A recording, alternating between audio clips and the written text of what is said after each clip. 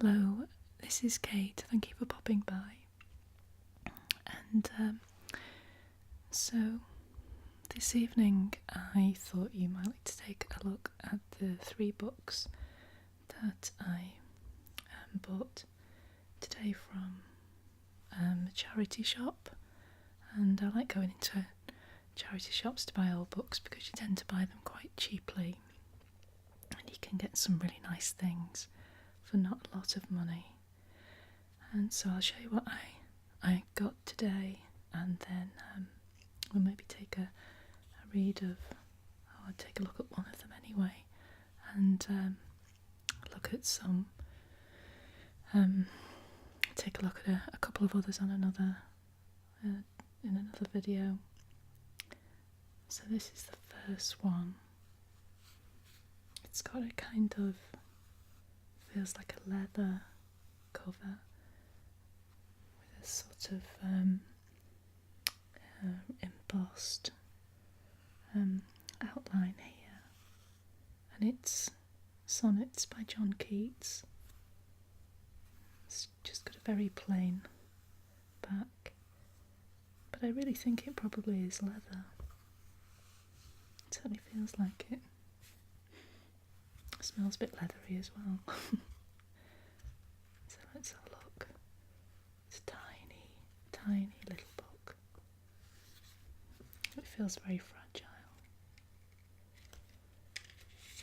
The paper is quite thin. There we go. Sonnets by John Keats, and it's published by Seagull Hill and Co. 3 Langham Place, West London. And the index is the index to the first lines of the poetry.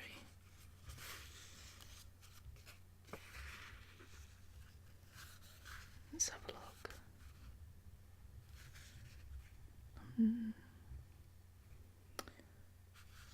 Some really nice. Shall we read one? Let's have a look.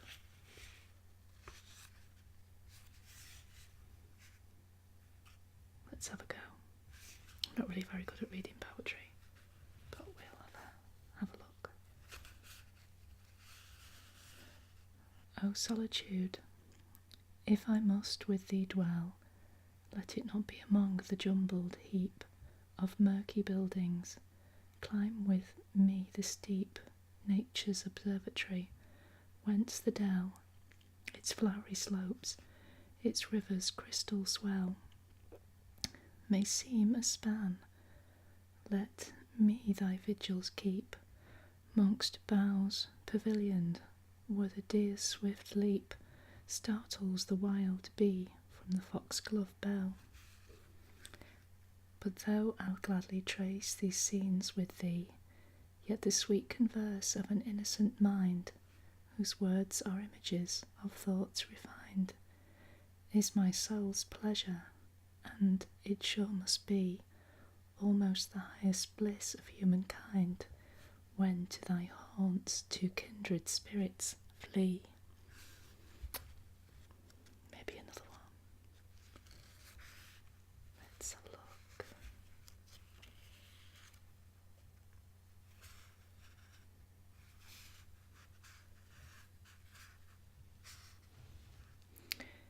On visiting the tomb of Burns.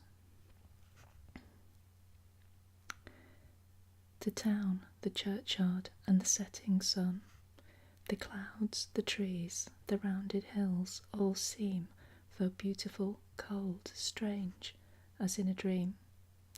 I dreamed long ago, now new begun, the short-lived, pally summer is but one, from winter's ague, for 1 hour's gleam.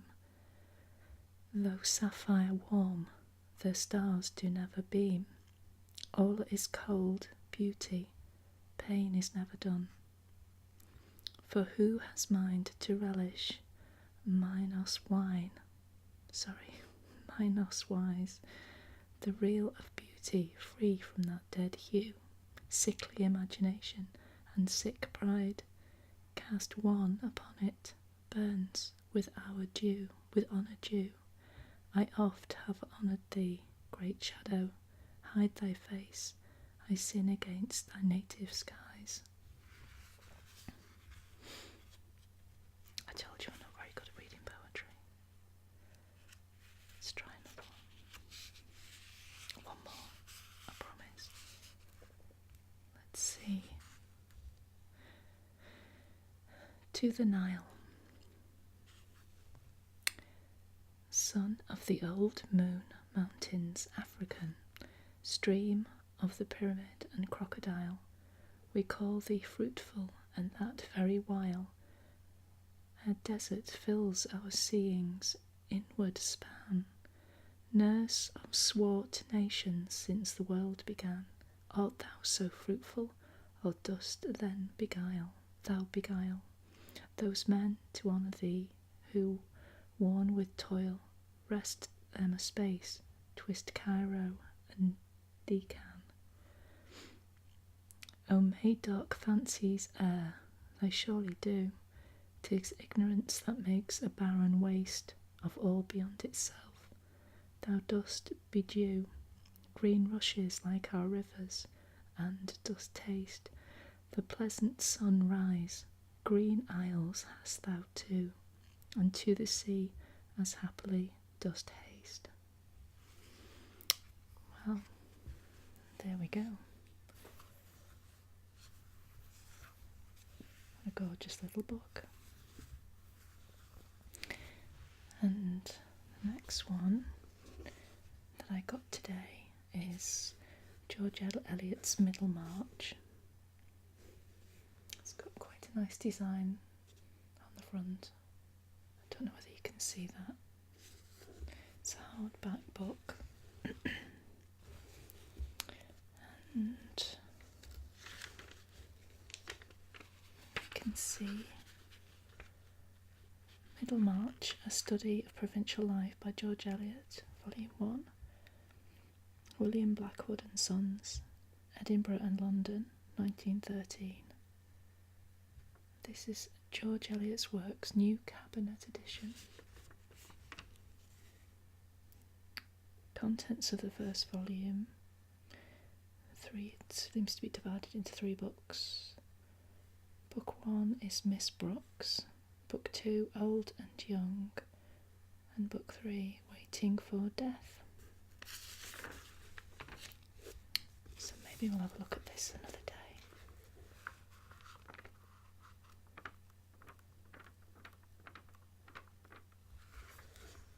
Doesn't appear to be illustrated.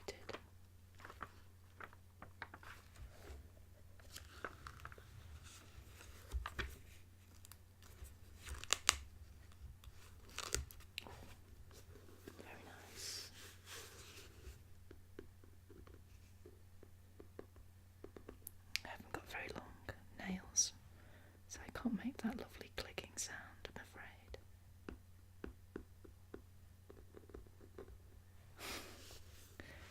And then, so the last book is quite a big one.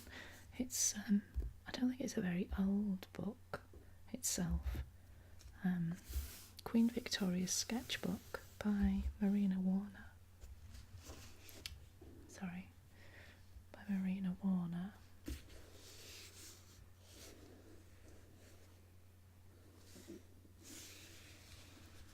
And I got it because I actually don't know anything about Queen Victoria, and I certainly didn't realise she did sketches. Got some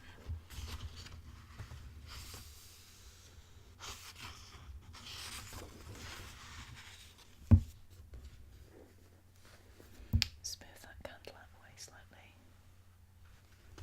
so we can open it out. So it's a Book Club Associates edition, and it was published in 1979. Let's read this blurb on the cover. All her life, from the time of her earliest childhood in Kensington Palace to her long years of widowhood, Queen Victoria drew and painted. She was a passionate recorder of everything around her. Queen Victoria's sketchbook is entirely illustrated with her own work, chosen with the permission of Her Majesty the Queen from the many albums in her possession. It presents an important and wholly delightful dimension of one of history's most famous characters. Victoria shows us her rapturous pleasure in the ballet and opera, her coronation and wedding, the ever-increasing family, and her trips abroad. We see the heather purples and mauves of the dear Highland hills around Balmoral, the trees of Windsor Great Park, the golden haze over the Solent from the alcove at Osborne, where the Queen liked to work in summer. Marina Warner's narrative draws on contemporary accounts and Queen Victoria's own journals to describe her private life and the part her painting and her subjects played in it. From the pictures and the text, the direct and charmingly naive force of Queen Victoria's character emerges, showing her as a gayer, lighter, and much less severe than the usual image of the redoubtable creator of the Victorian age.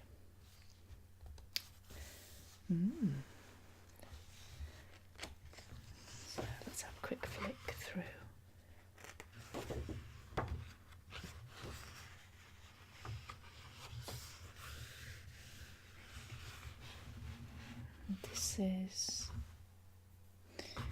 This appears to be a group of ballet dancers, and it says in 1845,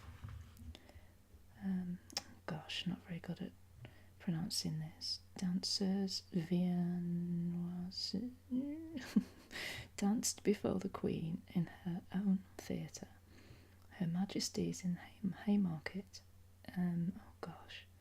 Apologies to anybody French.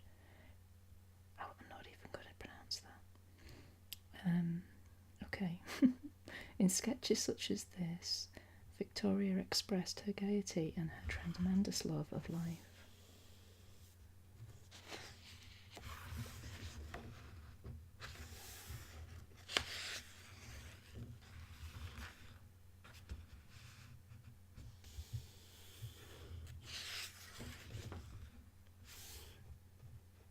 This is one of her, can you see this? One of Victoria's earliest drawings from her first sketchbook, before Richard Westall's tuition had begun to tell.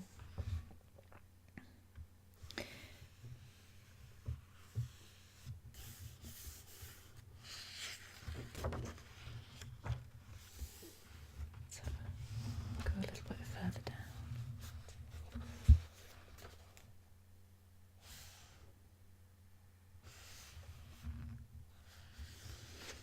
So, this is for this one. The Queen gave this sketch to her friend and confidant, the Duchess of Sutherland, mistress of the robes, to show her certain details she wanted in the white dresses trimmed with white roses that were worn by the 12 maids of honour at her wedding. And this one is, the day after her wedding, Victoria drew this quick sketch of herself in a veil of Honiton lace, wreathed in orange blossom.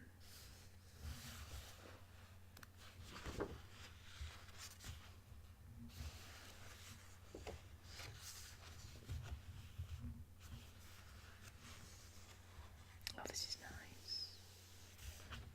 It's very nice. So this one is, Victoria thought that Norma in Bellini's famous opera was her adored Giulia Grissi's best role.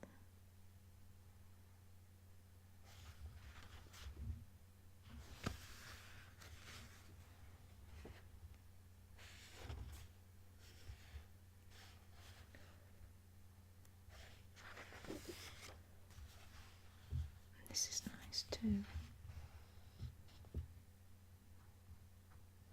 It says, oh gosh, more French that I won't be able to pronounce.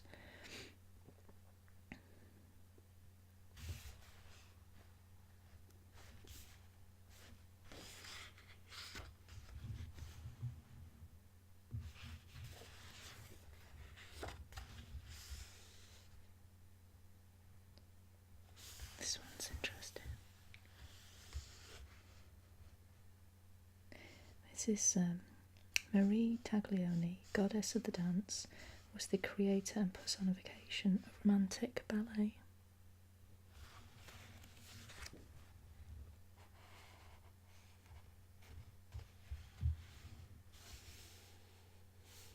And this one here is Victoria went out riding almost daily, reporting in her diary afterwards how well her ponies had gone. She was really quite good, wasn't she?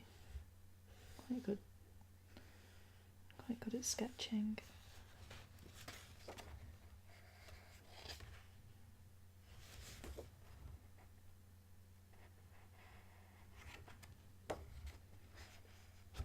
Oops.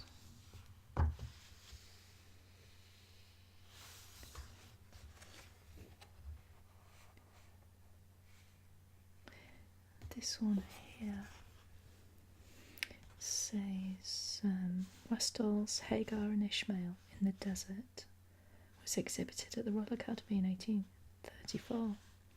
Victoria made several versions of it to be sold for charity at such functions as the Fancy Fair in aid of the Fund for the Relief of Distressed Foreigners held in Hanover Square.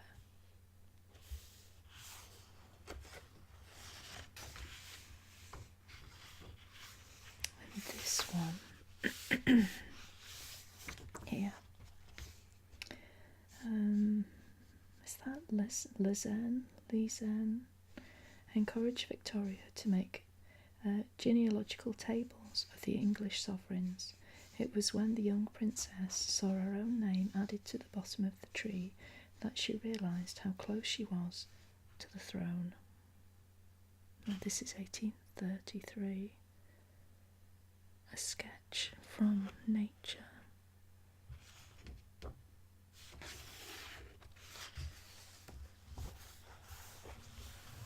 This will be paintings.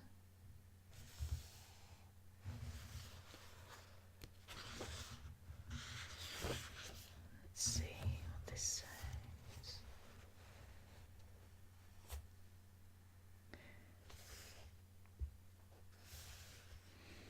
In July, this is referring to this one.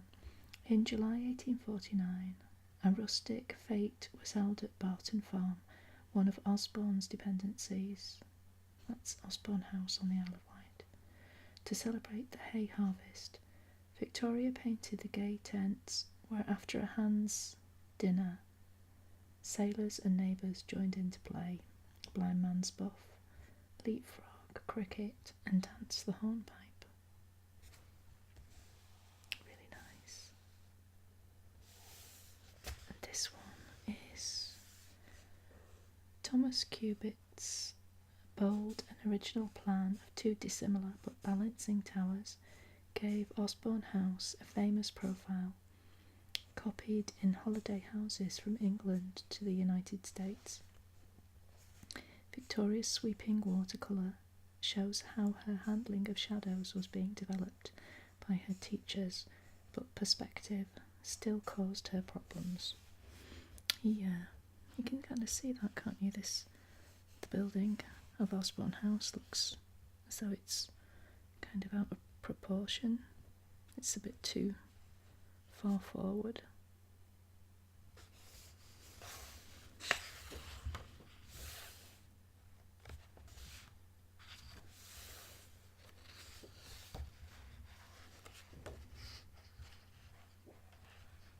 I'll certainly have fun reading through this.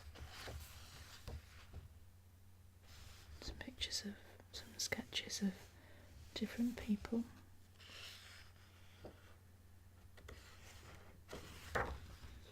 This is obviously in the Highlands. Oh, wow, that's pretty special. quite spectacular.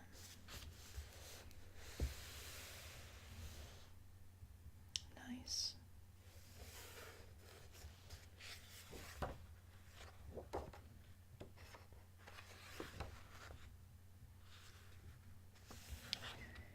This says for this one,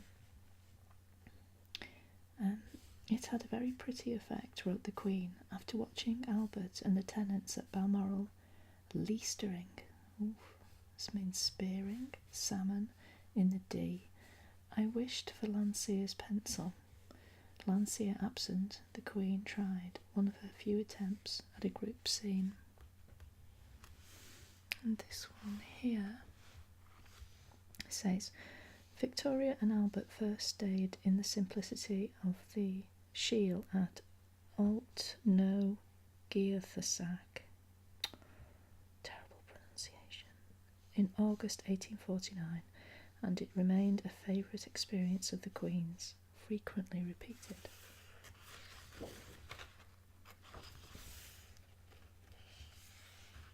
Oh look, a baby in a cradle. Victoria often visited the workers on the Balmoral estate. This baby asleep in a wooden cradle is the newborn son of Donald Stewart, one of the keepers.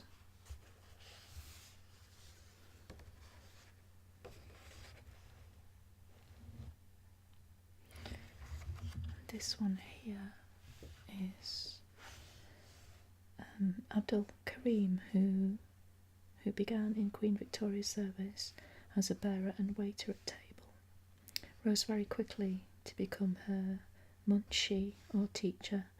This copy of a painting the Queen commissioned from Rudolf Swoboda is one of the very last carefully worked portraits she made. That's fabulous.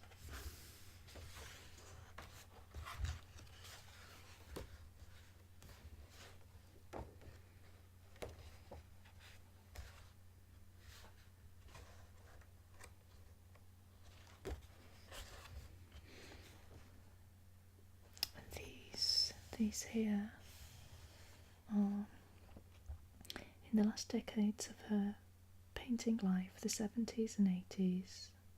Queen Victoria's eyesight was weakening, and I certainly understand that, but she was still sensitive to transformations in the light, colour and atmosphere of familiar and much painted places like Loch Calater and the harbour fort of Cherbourg.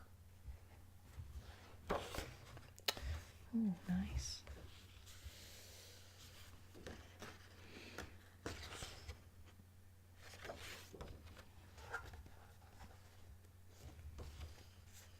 Well,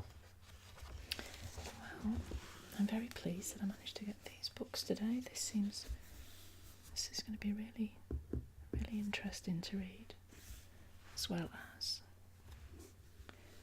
I think we might have to do a chapter from George Eliot's Middlemarch, and maybe some more poetry, but I'm not really very good at reading it, so I don't know. Maybe.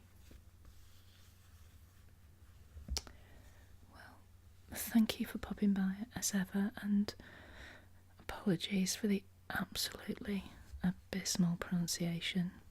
Apologise to anybody who anybody French or yeah. Anyway, have a very good day or a very good evening, a very good night, and I will see you soon.